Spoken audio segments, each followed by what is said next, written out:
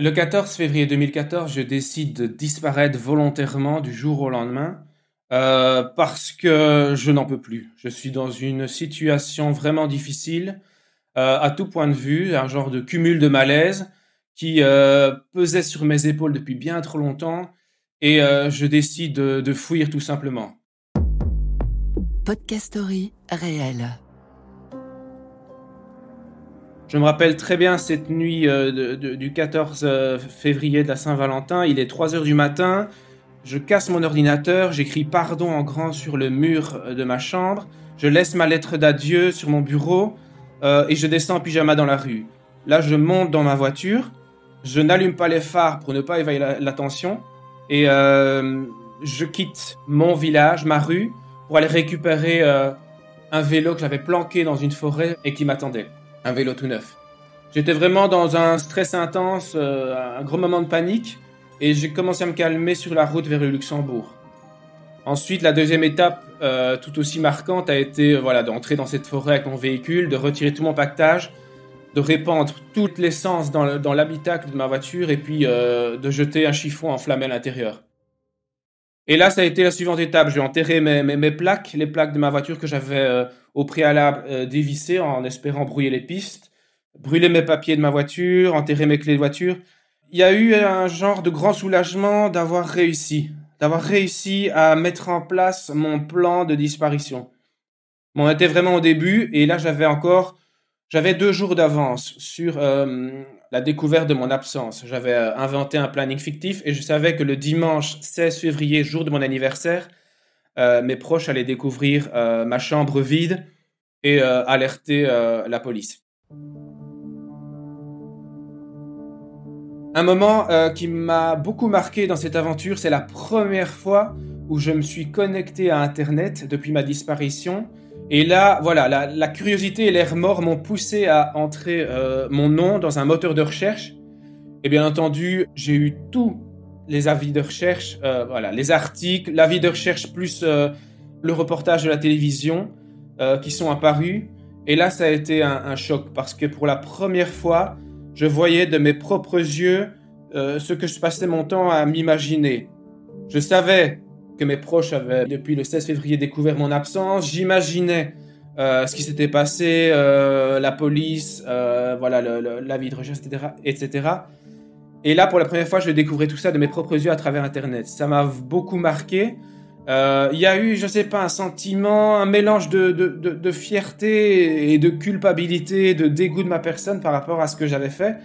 Parce que, d'une part, j'avais réussi à réaliser quelque chose, certes assez sombre et violent, mais de l'autre, je savais pas du tout les proportions des conséquences de mes actes. Et là, j'avais un peu peur que ça parte dans tous les sens.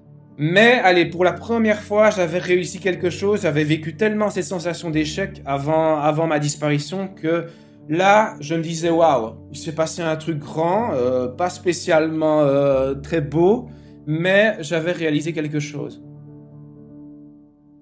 À ce moment-là, il était très clair que je pouvais pas revenir en arrière, qu'il fallait que je continue parce que même si il y avait l'envie de calmer le jeu, j'étais pas prêt de rentrer, j'avais peur de retomber dans le même scénario, le même environnement toxique qui m'avait fait tellement de mal. Et là, il fallait que je continue, que je me lance dans cette aventure, que je me prouve à moi-même que j'étais capable de réaliser quelque chose, cette fois-ci de grand, mais de manière beaucoup plus positive, à savoir ce tour de l'Europe à vélo. Je me baladais sous de faux noms, puisque je ne pouvais plus utiliser ma vraie identité. Je savais que j'étais recherché en Belgique et par conséquent, je m'inventais de faux noms sur le chemin. J'avais eu Anthony Léonard au début, puis à partir de cette anecdote qui m'a beaucoup marqué, là j'ai dû changer de nom. Je me rappelle avoir été hébergé chez un policier en civil. Je ne savais pas que c'était un policier. Et il avait décidé de m'héberger chez lui. Et bien entendu, comme tout bon policier qui se respecte, il a voulu vérifier mes papiers d'identité, chose que je n'avais pas. J'ai inventé une histoire complètement farfelue, comme quoi j'avais oublié mon portefeuille à Venise et que j'allais récupérer. Je lui ai pondu une fausse identité, une fausse adresse, etc. Un type vraiment sympa. Le lendemain, il m'a laissé partir, il m'a même donné 20 €. Mais il m'a aussi dit qu'il allait vérifier mon identité sur son ordinateur de police. Le gros stress. Du coup là, je prends 3 décisions très radicales dans la panique. Je décide de changer de nom, je change d'itinéraire et je change de look. Je décide de faire tout un détour par le centre de l'Italie. En chemin, je change de vêtements, je renouvelle ma garde-robe, je tape toutes mes fringues dans un container et je change de nom. Là, je vais m'appeler Valentino jusqu'à la fin de l'Italie. Une fois arrivé en France, là, il y a eu une période de repos. J'ai d'abord changé de nom, je me suis appelé Clément Poncin, ça faisait gentil garçon. C'est d'ailleurs le nom que j'ai gardé jusqu'à la fin de mon tour de l'Europe. Et puis, bon, il n'y avait plus aussi la difficulté linguistique. Là, j'étais en France, donc c'était plus facile. Mais j'avais vraiment besoin de cette pause. On était déjà au mois de septembre. Et puis, là, je m'apprêtais à affronter l'Espagne et le Portugal. Un moment assez difficile, ça a été les fêtes de fin d'année à Lisbonne. Parce que voilà, là c'était Noël, une fête que d'habitude je passais en famille et j'étais super bien hébergé chez une famille vraiment très sympa dans le centre de Lisbonne. Mais le cœur n'y était pas parce que voilà, j'avais de plus en plus de remords, la culpabilité était très très lourde sur mes épaules par rapport à ce que vivait ma famille en Belgique avec cette chaise vide. Et je savais qu'il allait falloir que je mette un terme à tout ça. Le fait est qu'en me lançant dans ce tour de l'Europe à vélo, je savais déjà que j'allais rentrer. J'avais une idée approximative de la période durant laquelle j'allais pouvoir réapparaître chez moi en 2015, donc l'année suivante, mais c'était encore assez flou.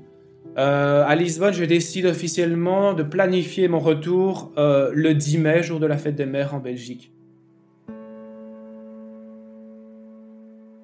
Et à partir de là, voilà, je savais que j'allais réapparaître, j'avais beaucoup plus de visibilité. Mais il était aussi important pour moi, et surtout pour mes proches, de donner ce fameux signe de vie qui allait mettre un terme à leur angoisse. Ça s'est passé juste avant de passer la frontière française côté ouest, cette fois, où dans un cybercafé à Saint-Sébastien, je me connecte à Internet sur un ordinateur et j'ouvre ma boîte mail officielle. Chose que je n'avais fait qu'une seule fois à Florence, et là à nouveau je tombe sur tous les emails de ma mère, tous plus dramatiques les uns que les autres, dans lesquels elle explique le quotidien que mes proches vivent, voilà, l'inquiétude. J'ai juste le temps, il reste peut-être quelques secondes, d'envoyer juste un mail à ma mère, dans lequel j'écris un mot très simple, j'écris courage avec un smiley, j'envoie le mail et la session se ferme. Et là, je me rappelle vraiment avoir tourné dans la ville, m'être baladé avec, je sais pas, une image tellement particulière. J'étais vraiment partagé entre culpabilité et de fierté de ma personne, dégoût et voilà. Et admiration de la personne par rapport à cette aventure que j'avais bâtie déjà jusque-là. Et puis aussi le fait que j'avais pris tellement de temps pour délivrer mes proches. C'est comme ça qu'ils ont vécu. Ce message a vraiment été une délivrance pour eux parce qu'en l'espace de quelques secondes, un enfant qui peut-être n'était plus de ce monde se manifestait de manière directe à travers ce mail.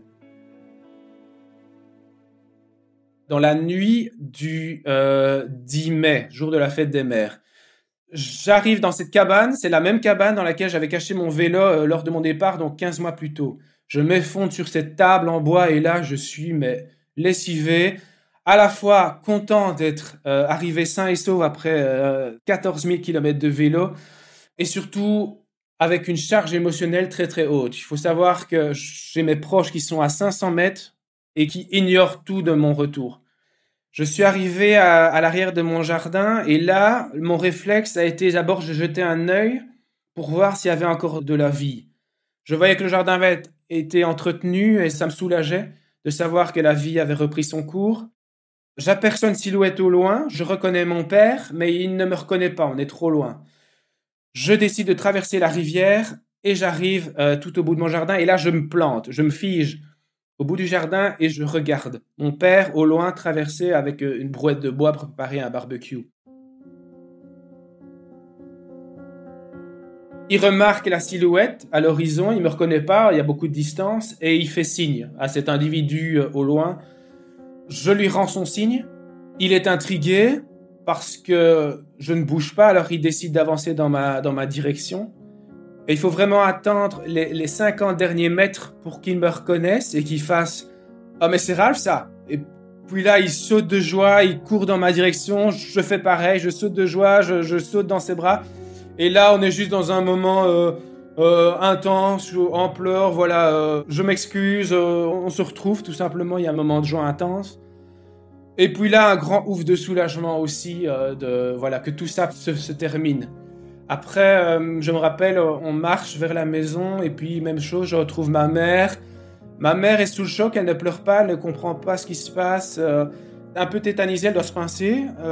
Et puis voilà, je tombe à nouveau dans ses bras, c'est vraiment le moment de retrouvailles. Mes frères et sœurs arrivent. Je savais que c'était une fête de famille, donc tout le monde allait être présent. Et puis très vite, on est arrivé dans un genre de souper de famille plutôt classique dans lequel c'est moi qui monopolise toute l'attention, qui raconte tout ce qui s'est passé, etc. Et puis un moment de retrouvailles et purement de bonheur. Il n'y a pas eu de reproches de la part de ma famille dans la mesure où eux ont compris aussi tout le malaise dans lequel je vivais avant de disparaître. Ils ont de leur côté découvert, en plus de la lettre d'adieu, mon journal intime dans lequel j'expliquais tous les problèmes qui s'étaient accumulés dans ma vie.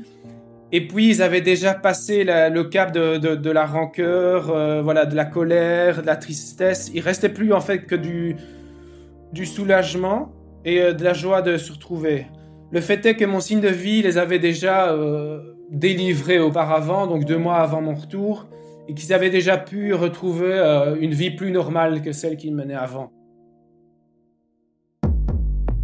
Podcast Story réel.